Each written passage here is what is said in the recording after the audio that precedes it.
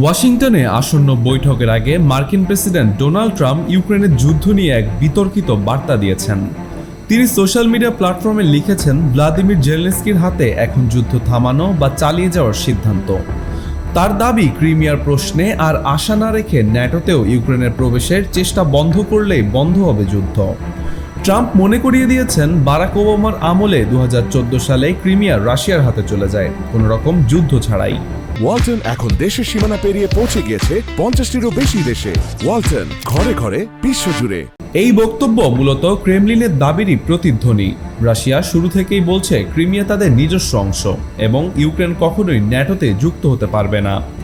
তবে ইউক্রেনের president Zelensky বারবার দাবি করেছেন, এই অঞ্চল হারানো মানে ইউরোপের প্রতিরক্ষা অবস্থান দুর্বল হয়ে পড়া, যা মস্কোকে আরও আক্রমণের সুযোগ দেবে। এদিকে কিয়েভ এখনও দনেৎস্কের 1/4 অংশ ধরে রেখেছে, বাকি অংশ এখন রাশিয়ার নিয়ন্ত্রণে। সম্প্রতি রুশ প্রেসিডেন্ট ভ্লাদিমির পুতিনের সঙ্গে অ্যালাস্কায় দীর্ঘ বৈঠক করেছেন মার্কিন প্রেসিডেন্ট ডোনাল্ড ট্রাম্প।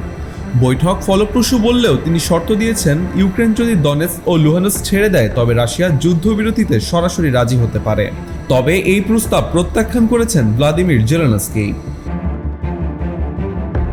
বিশ্লেষকদের মতে ট্রাম্পের অবস্থান ইউরোপ ও যুক্তরাষ্ট্রের নিরাপত্তাকেও প্রশ্নের মুখে ফেলে, কারণ ন্যাটো নিয়ে আপোষ মানেই জোটের স্থায়িত্ব নড়বড়ে হয়ে যাওয়া।